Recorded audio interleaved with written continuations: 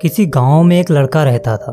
वो अपने दुखों से परेशान हो आत्महत्या करने जा रहा था, क्योंकि अब उसके माँ बाप भी उसे ताने मारने लगे थे कि जब किसी काम का नहीं तो धरती पर बोझ क्यों बना है। लड़का इन बातों से दुखी होकर आत्महत्या करने के लिए चोटी की तरफ जा रहा था। जब वह चोटी पर पहुंचा तो वहाँ एक संत महात्मा बैठे थे। महात्मा ने लड़के को देखकर पूछा, आत्महत्या करने आए हो? लड़के ने कहा, हाँ। महात्मा ने कहा, वो जो सामने सबसे ऊंची चोटी है उस पर से कूदकर प्राण देना, जिससे बचने की संभावना ना रहे। उस लड़के को इस बात पर गुस्सा आ गया। उसने सोचा, ये महात्मा रोकने के बजाय हमें मरने को कह रहा है। उसने महात्मा से कहा, आप महात्मा नहीं, ढोंगी हैं। आपको हमें आत्महत्या करने से रोकना चाहिए था और आप हमें ऊंची चोटी बता रहे हैं। महात्मा ने हंसते हुए कहा, यही तो तुम्हारे दुख का कारण है। तुम लोगों से अपने हिसाब की प्रतिक्रिया चाहते हो। तुम इस वक्त किसी लायक नहीं हो। तुम अपने जीवन में कुछ भी नहीं कर रहे हो। इस सत्य को स्वीकारने के बजाय चाहते हो कि लोग तुम्हारे बारे में कुछ ऐसा ना बोलें जो तुम्हें पसंद ना हो। लड़का गुरु के चरणों में बैठकर जोर जोर से रोने लगा। कुछ देर रोने के बाद वह बोला, अब मैं क्या करूं? मुझे कुछ समझ नहीं आ रहा है। महात्मा ने कहा, तुम्हें लोगों की बातों से परेशान होने से अच्छा है एक लक्ष्य का चुनाव करना चाहिए, क्योंकि दुनिया हमारी स्थिति के अनुसार हमारी तारीफ या अपमान करती है। इसलिए उन बातों को अपने दुख का कारण मत बनाओ और जाओ एक लक्ष्य पर काम करो। लड़का आत्महत्या का विचार छोड़कर घर वापस चला गया। उसने एक छोटा सा व्यापार शुरू किया, लेकिन जल्द ही वह व्यापार में बहुत परेशानियों का सामना करने लगा। उसे लगने लगा कि मरना ही सही था, मुझसे कुछ नहीं हो पाएगा। लेकिन लड़के ने सोचा, एक बार महात्मा जी से मिलना चाहिए, उनके पास हमारी समस्याओं का हल होगा। वह लड़का महात्मा के पास गया और अपनी सारी समस्या बता दी कि एक बार फिर वह मुश्किलों से घिर गया। महात्मा जी बहुत जोर से हंसे और कहा, ये तो बहुत अच्छी बात है कि तुम्हारे पास मुश्किलें आई हैं। लड़का हैरान हो गया। उसे समझ नहीं आ रहा था कि महात्मा जी उसे समझा रहे हैं या उसका मजाक बना रहे हैं। लड़के ने कहा, गुरुदेव कोई रास्ता बताइए। महात्मा ने उसको आशीर्वाद देते हुए कहा, अब तुम जाओ, तुम्हें रास्ता मिल जाएगा। जिस दिन तुम सफल हो जाना, तुम्हारा जीवन खुशियों से भर जाए, तब मेरे पास आना। उस लड़के को कुछ समझ नहीं आया, लेकिन महात्मा की बात मानकर वापस चला आया। वो लड़का मुश्किलों को गहराई से समझने की कोशिश करने लगा। अपने व्यापार में छोटे छोटे बदलाव करने लगा। इसके साथ ही वो कभी कभी इतना टूट जाता कि अकेले में बैठकर बहुत देर तक रोता रहता। लेकिन धीरे धीरे उसकी मेहनत खुशियों में बदलने लगी। उसका व्यापार रफ्तार पकड़ने लगा। 3 साल बाद वो एक कामयाब व्यापारी बन गया। उसका जीवन खुशियों से भर चुका था। एक दिन वो अपने व्यापार स्थल पर जा रहा था तो उसे एक महात्मा जाते हुए दिखे। एकाएक उसे महात्मा की याद आ गई। उन्होंने उसे कामयाब होने पर अपने पास बुलाया था। वो व्यापार का रास्ता छोड़कर महात्मा की तरफ चल पड़ा। महात्मा के पास पहुंचकर उनको प्रणाम करके बोला, मैं सफल हो चुका हूँ। मेरा जीवन खुशियों से भर चुका है। बताइए गुरुदेव, अब क्या सीखना है? महात्मा ने कहा, क्या तुम्हारा सामना ऐसे लोगों से होता है जो तुम्हारा बुरा चाहते हैं, तुम्हें बर्बाद करना चाहते हैं? उसने कहा, हाँ, हमें ऐसे बहुत लोग मिलते हैं।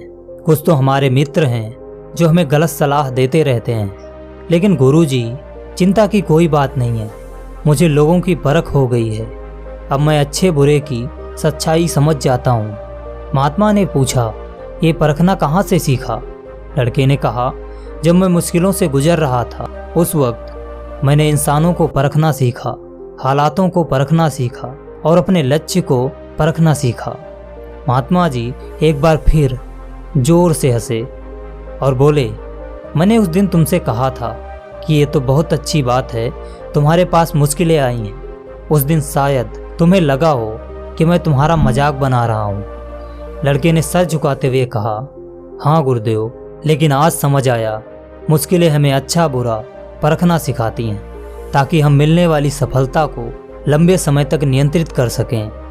क्योंकि जिन्हें आसानी से कामयाबी मिल जाती है उनकी कामयाबी ज़्यादा दिन नहीं रहती, क्योंकि उनके पास उस सफलता को संभालने की काबिलियत ही नहीं होती है, जो हमें सिर्फ मुश्किलें सिखाती हैं। महात्मा ने कहा, हाँ, मुश्किलें सफलता से भी ज़रूरी हैं, लेकिन तुम्हें अभी एक और गुण सीखना है। लड़के ने कहा, वो कौन सा गुण है गुरुदेव? महात्मा ने कहा, अभी वक्त नहीं आया है, तुम जाओ और उस वक्त मेरे पास आना जब एक बार फिर तुम्हारे जीवन में दुख आए। वो व्यापारी महात्मा को प्रणाम करके अपने घर चला जाता है। वह रास्ते में ये सोचता रहा, मुझे तो सब पता है, तो फिर दोबारा मेरे जीवन में दुख क्यों आएगा। वो फिर से अपने व्यापार में लग गया। धीरे धीरे कई साल बीत गए, सब कुछ अच्छा चल रहा था, लेकिन फिर उसके व्यापार को घाटा होने लगा। कुछ नए व्यापारी उससे आगे निकल गए। दिन प्रतिदिन उसे लाखों का नुकसान होने लगा, लेकिन उसे महात्मा की बात अभी तक याद थी। उसने सोचा, इससे पहले सारा व्यापार चौपट हो जाए, हमें गुरुजी से मिलना चाहिए। वह एक बार फिर महात्मा जी के पास पहुंच गया और बोला, गुरुदेव, आपने जो कहा था वही हुआ। मेरा व्यापार घाटे में जाने लगा, दुख हमारी चौखट तक आ चुका है। महात्मा जी उठ खड़े हुए और उससे कहा, आओ मेरे साथ चलो। चलते चलते महात्मा ने पास में बह रही नदी की तरफ इशारा करते हुए कहा, इसका पानी कैसा है? व्यापारी ने कहा, बहुत ही साफ और निर्मल है, ये पानी तो पीने योग्य है। वहीं पास में एक गड्ढे में भरे पानी की तरफ इशारा करते हुए कहा, और ये पानी? व्यापारी ने कहा, ये तो सड़ चुका है, दुर्गंध दे रहा है। महात्मा ने कहा, यही गुण तुम्हें सीखना है। व्यापारी बोला, मैं कुछ समझा नहीं गुरुदेव। महात्मा जी ने कहा, नदी का पानी लगातार परिवर्तित हो रहा है, इसीलिए पीने योग्य है। गड्ढे का पानी ठहर चुका है, इसलिए सड़ चुका है, दुर्गंध दे रहा है। तुम्हें भी परिवर्तन का गुण सीखना पड़ेगा, क्योंकि हमारी सफलता दूसरों पर निर्भर रहती है। जैसे तुम्हारी सफलता तुम्हारा व्यापार है और तुम्हारा व्यापार ग्राहकों पर निर्भर है। तुम अपने ग्राहकों को बरसों से एक ही सामान बेच रहे हो, जिससे वो लोग ऊब चुके हैं और नए व्यापारियों के पास जाने लगे हैं। तुम्हारा व्यापार इस गड्ढे के पानी के जैसा हो चुका है। जाओ, इसमें परिवर्तन करो, और अब तुम्हें हमारे पास आने की कोई ज़रूरत नहीं। वो व्यापारी महात्मा को प्रणाम करके चल देता है, फिर एकाएक रुक गया और बोला, गुरुदेव, आपकी पहली सीख कि लोगों पर ध्यान मत दो, अपने लक्ष्य का चुनाव करके उस पर मेहनत करो, खुद पर ध्यान दो। आपकी दूसरी सीख, मुश्किलों का महत्व समझो, और तीसरी सीख, परिवर्तन सफलता बचाने का हथियार है। परिवर्तन दुनिया चाहती है। साथ ही एक और सीख, हमारी सफलता दूसरों पर निर्भर है। एक मेरा प्रश्न है गुरुदेव। महात्मा जी ने कहा, पूछो पुत्र। उसने कहा, जब आपको ये सब ज्ञात है तो आपने ये सब क्यों नहीं किया?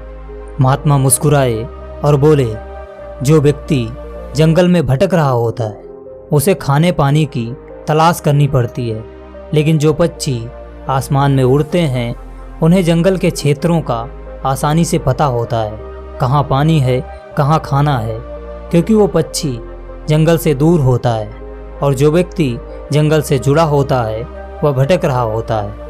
व्यापारी ने कहा, मैं कुछ समझा नहीं। महात्मा ने कहा, इस वक्त तुम अपने व्यापार से जुड़े हो। व्यापार के उतार चढ़ाव तुम्हें दुखी या खुश करते हैं। जिस दिन तुम खुद को व्यापार से दूर खड़ा करोगे, तुम्हारे हजारों दुख अपने आप खत्म हो जाएंगे, क्योंकि तुम्हें पता चल जाएगा ये व्यापार तुम चला रहे हो और हर मुश्किल से तुम इसे वापस ला सकते हो। इसी तरह जब तुम खुद को शरीर से अलग करोगे तो तुम्हारे मूल दुख भी खत्म हो जाएंगे। तब तुम्हें पता चलेगा कि तुम्हारी आत्मा मन को बनाती है और मन शरीर चलाता है। और जब तक हम ये नहीं जान पाते हैं तो हमारी आत्मा उस राजा की तरह होती है जिसे पता ही नहीं राज्य उसका है। वह मंत्रियों के कहने पर काम करता है जैसे हम मन के कहने से चलते हैं। वह व्यक्ति महात्मा के चरणों में गिरकर रोने लगा और बोला, हम सत्य से जितना दूर होते हैं उतना दुख अनुभव करते हैं। सत्य जानने पर पता चलता है वो दुख थे ही नहीं। दोस्तों, हमारा और आपका जीवन ऐसा ही है। इसे जितना जानोगे हमें हमारे दुख महत्वहीन लगने लगेंगे। ये कहानी आपके जीवन का प्रतिबिंब है। इसकी एक एक बात पर ध्यान दो, आपको सारे सवालों के जवाब मिलेंगे। क्योंकि जब हम किसी के समझाने के बजाय चीज़ें खुद समझते हैं तब वह हमारे जीवन में बदलाव लाती हैं। इसीलिए आप इस कहानी से जो सीखें नीचे कमेंट करें।